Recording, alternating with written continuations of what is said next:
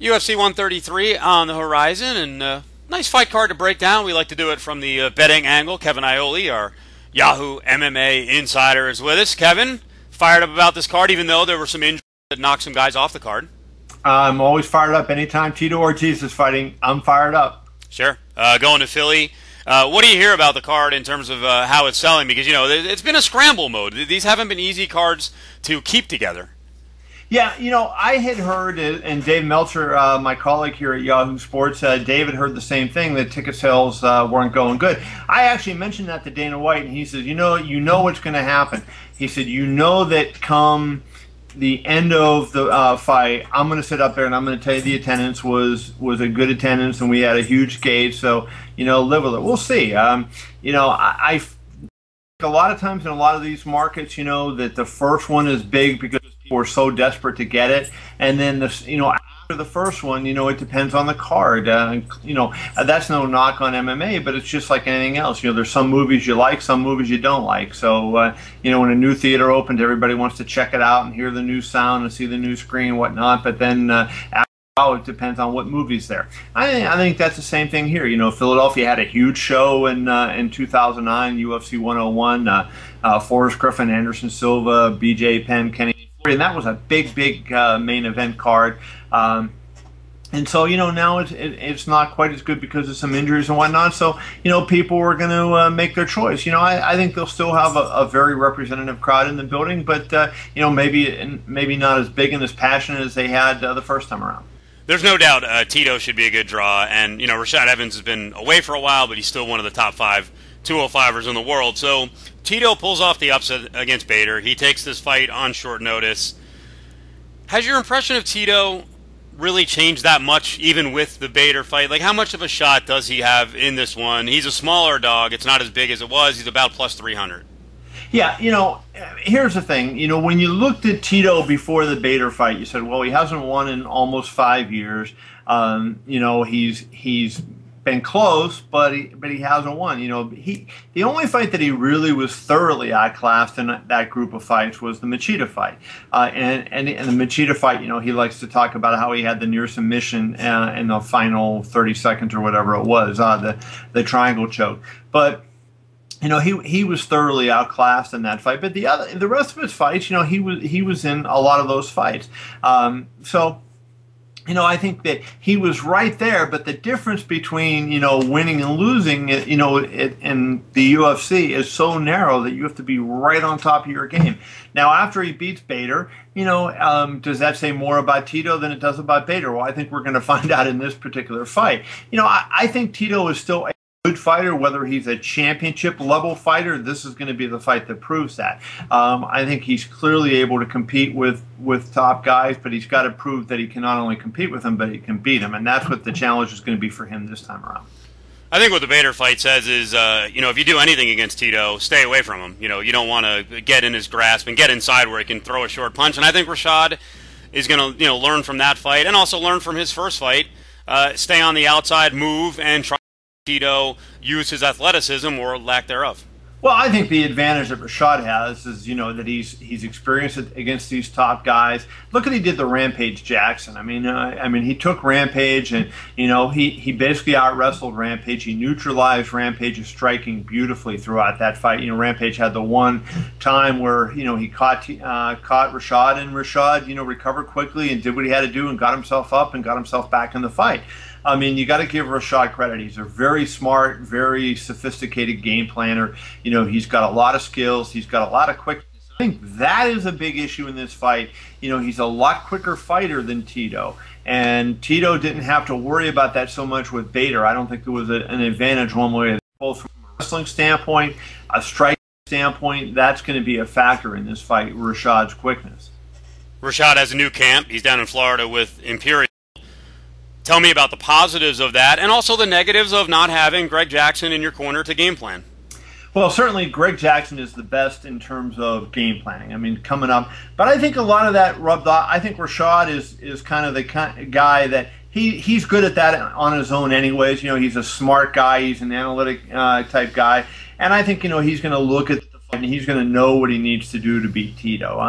That's why he's such a great analyst when he's on TV, because he's able to look at fights and break down, say this guy needs to do this and this guy needs to do that, and he's right on the money on what he says, and he can do that in his own fight. So I obviously losing a guy like Greg Jackson, it's going to hurt. I mean, it's kind of like losing Tony La Russa, whoever, Bill Belichick, a top coach, whoever that would be. Those guys are the top coaches for a reason. They bring something to the table. So you drop a little bit. But I think, from this standpoint, it does Rashad good. He gets out, gets exposed to new things, gets to train with new people, doesn't, loses that stale thing. When you're always with the same people and the routine is the same, maybe you sometimes get a little bit stale. Now this is a shock to the system, and he's training. So I think it's going to work out pretty good for Rashad. Rashad's a huge favorite, though. Would you lay it minus 400 on Evans? And as I said earlier, Tito coming back at plus 300. You know what? This is a fight that I would pass. I like Rashad to win the fight, but Tito is good enough that laying 4-1 on Rashad, I don't want any part of it. That's where you're going to go broke laying that kind of money too often. And do I expect Rashad to win? Yes. Do I expect Rashad to win? Fairly solidly, yes. But having said that, Tito showed us against Bader in some of his other fights. Hey, they won in 2007. Tito is a good fighter. So I don't like Tito enough in the fight to recommend the dog play. But I just can't see laying 4-1 in this. I think that number's too big for me. So I pick Rashad to win, but I just do it for fun, and I don't bet on this one. I agree. It's a good number. And a couple of issues on Rashad's side. This could be a decision because no one knocks out Tito Ortiz. He's got a blockhead. And you know what? You mentioned Rampage and other guys in the past. Obviously, Machida knocked him out. But, the more Rashad gets hit, he's more susceptible to getting cracked and hurt. And if Tito steals around, gets him down, he could be in the fight. Yeah, I don't think Tito is a striker, and I think that don't get carried away from the Bader fight. He landed that one big thing. You have to remember in fighting, and this you take this all the time, no matter whether a guy's a striker, a wrestler, a jiu-jitsu fighter. If you're a 200-pound man and you're wearing 4-ounce gloves, you're dangerous with your hands. You're dangerous. But I think we're talking about the best MMA fighters in the world here, the elite guys, and they're going to be able to defend. So Tito's level of striking is not his strength. And I don't see him, if Rashad was able to handle Rampage Jackson striking as an example, Chuck Liddell striking as an example, I think he'll be able to handle Tito in that regard.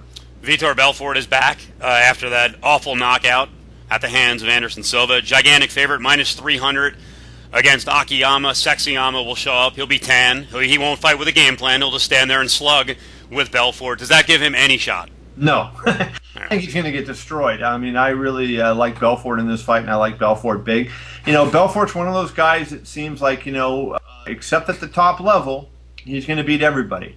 And I think, it's a bad matchup for Akiyama. I think Belfort blows him away. Akiyama, couldn't handle Michael Bisping. I don't see him handling a superior striker like Vitor Belfort, who also hits hard. And assuming that there's nothing going on crazy in Vitor's head, because that's the one question that there always is, I think Vitor wins the fight. And Steve, in this case, I would lay the money, and it's plus 300. So or minus 300. Excuse me. I would go ahead and lay the $3. Two more fights I want to concentrate on. First one is the storyline more than the chance of the upset. Ronnie Yahya steps up to take on Chad Mendes. Mendes has a lot on the line here. He took a big risk, and then the UFC skips him over and gives the next title shot against Aldo to Kenny Florian. So you wonder if there's a little letdown. He's a huge favorite at minus 600. Yeah, I really like Mendes in the fight. Again, I'm not going to mess around with laying minus 600, but I think Mendes is a far superior fighter to Ronnie Yahya. And I think Mendes is a hungry young guy. There's certain guys that it might affect, and Josh Grisby, who knows what went on with him? If you at the end of 2010, you say who were some of the better prospects in the WEC to fight for that title, and I think one of the guys would have been Josh Grisby, and then he came out when he lost the title fight when Jose Aldo got injured. He ended up fighting Diamond Dustin Poirier, and he got smoked, and he just hasn't looked the same ever since. Was it because we were overrating him? Perhaps, mentally, did it devastate him that he lost that fight? That's also a possibility. But so I don't think Mendes is in that same category. He's a tough, hard-nosed wrestler, and I think, he's really hungry to get his shot at the title. And I think he's going to handle Ronnie Yahya without too much trouble. Last fight to mention, you talk about prospects. Rory McDonald just turned 22. He's coming off a really good win, had a close loss where he was ahead in the fight against Carlos Condit. But on the other side is Mike Pyle. Now, Pyle, maybe last year you'd say mentally he's not going to be into the fight. He'll fall in this one.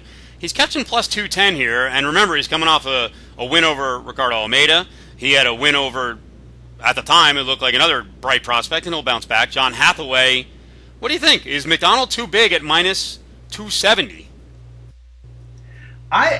This is one I like McDonald to win the fight. That said, I think it's worth a bet on Mike Pyle at plus 210. He's good enough. I think it's a number there. To me, this is a 6-5, 7-5 type of fight.